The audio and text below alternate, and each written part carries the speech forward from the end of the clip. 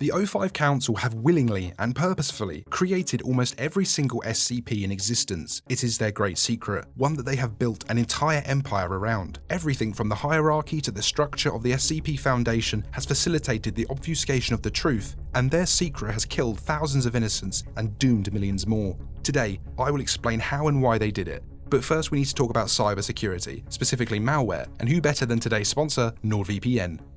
Here's a short story about how NordVPN recently saved my computer. I am bombarded daily with files from Discord users and fake sponsors, all laden with malware and phishing viruses.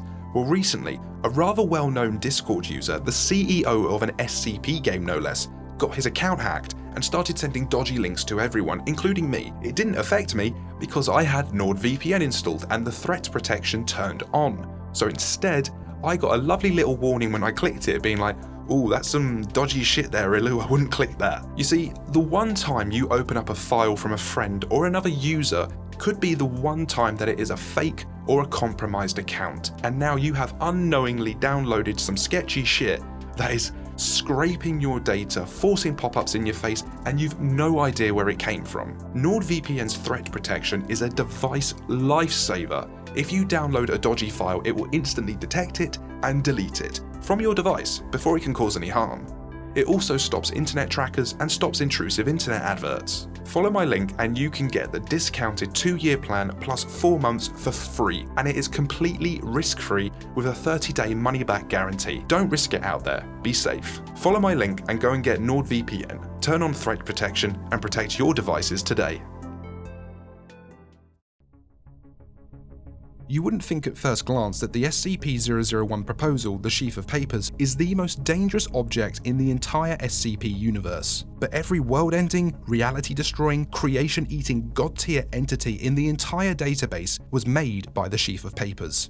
The sheer power of this SCP is matched only by how unremarkable it is to look at. It's just a wad of stapled papers anywhere from 3 to 30 sheets. Nothing that wouldn't look out of place in any normal office. When the object is opened, it will reveal a previously unknown SCP, the next one in numerical order. Now the big question that still hangs in the air, is SCP-001 actually creating these anomalies, or is it merely an early warning system? We don't know, but the fact of the matter is that as long as the paperwork is not opened, then no anomalies appear. A quick tangent if I may, I do have some personal reservations concerning the containment procedures of this 001. It is an old SCP though, so I'll give it the benefit of the doubt, but anyway, as it stands, the sheaf of papers is kept in a locked briefcase. The briefcase and the room it is in are monitored by CCTV and guarded by D-Class.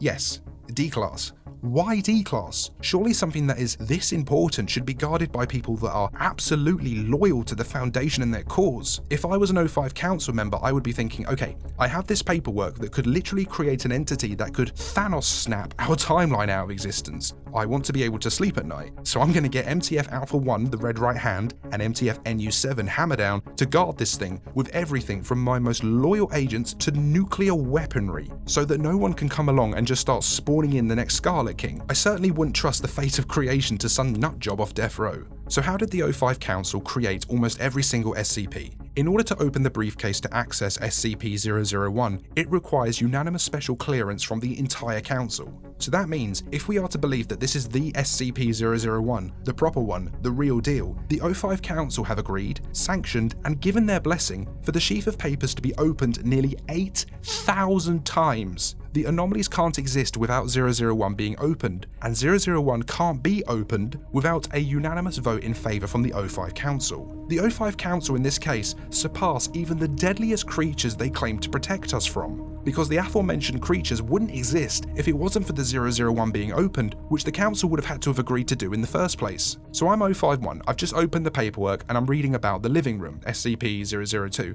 It's a giant meatball with a door on the side that fell to Earth from orbit. If you go inside, it looks like your average apartment. The kicker here though is that all the furnishings are made of the people that went inside it. Right, okay, a bit weird, I'ma put that to the side. Actually, I think I might double check that. Oh wait, it's something about a motherboard now. If the temperature gets too low, then it begins growing and swallowing up the matter around it, while another part blasts it with radiation. Okay, let's open it again. Well, slap me stupid and call me Sally, there's another new thing again. A door and some keys this time. Put the wrong key in the door and you'll be torn apart. And so it continues. Speaking of continuing, before I delve deeper into the O5 Council's secret and the other horrors the Council have sanctioned, please would you slap that like button down there if you're enjoying the video. It takes just 1 second, it really helps the channel, and it would mean the world to me. Thank you. Back to it. Did it never occur to the O5 Council to stop?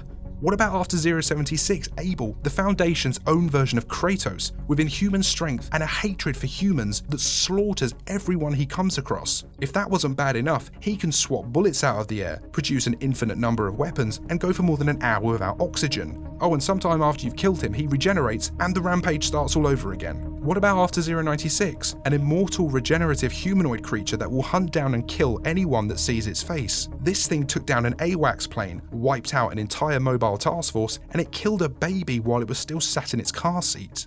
What about 610, an incurable fatal skin disease that mutates you into a meat monster that will convert the local environment into something more hospitable to the infected and attempt to spread the infection to others? That's not enough? Okay, what about the big boy himself, SCP-682? A seemingly unkillable reptile that hates all life. It will attempt to attack and kill the living on sight. It can grow and adapt to anything you throw at it, and it remains one of the greatest ongoing challenges the Foundation is still trying to deal with. What about after 1048? A teddy bear that makes copies of itself. One was made from the severed ears of Foundation personnel. Another, and this is fucking disgusting by the way, another was made with an 8-month-old fetus that 1048 removed from a pregnant researcher. A woman saw the child's arm sticking out of the bear, screamed, and the bear tried to climb into that woman's uterus. What about SCP-3000? A god at the bottom of the ocean, the brother of the serpent of the Wanderer's Library. Most would see that as a turning point, the limit, the red line we shouldn't cross. Not the O5 Council, they found a way instead to use that one to make a juiced up amnestics program to wipe people's minds. Right, SCP-4666, a dude that tortures families at Christmas and sometimes steals a child to torture in his own realm of horrors and have them make toys or turn them into a toy. Listen to this right. So one of the kids was made into a toy. She was made to look like a doll. The dress was sewn to her skin. Her mouth was sewn shut with human tendons. Her scalp was removed and a different child's was sewn in place, and her eyes were gouged out and replaced with painted stones. She lived for another 18 hours in this state. Can you imagine the hell she was put through? So why did the Council do it? The brilliance of the secret is in its plausible deniability. If anyone even began to suspect that the O5 Council had a hand in using 001 to create anomalies, the Council can fall back on the fact that the real 001 is unknown. There is no way for anyone to know what the real one is, so any claims by staff would be unsubstantiated. We now have 8,000 anomalies and the number keeps climbing. The Council have kept this secret from everyone, and I suspect it's for personal gain. The O5 Council already control many important things in the world. They have leverage on most world governments for further funding. They control most of the world's media to hide, fabricate, and cover up where necessary, and they even have operatives in places they cannot directly control or influence. But what if they wanted more control? Imagine if the O5 Council could scare the world governments and the people into surrendering their power and freedoms and instead rely on the SCP Foundation for safety and stability. Make the world see the SCP Foundation as the only ones who can save them. The O5 Council would no longer be the council of the Foundation, but of humanity itself. Of course, this all only applies if you believe the sheaf of papers is the true 001. So comment below. Do you? Click this video here for another great story. Thank you for watching, and to the patrons and the members as always, and shout out to Afri Interactive, Ryan Brenner, Techno Ninja, GFHD, Infinitune, Kamana, Viger, and Andre Bachert.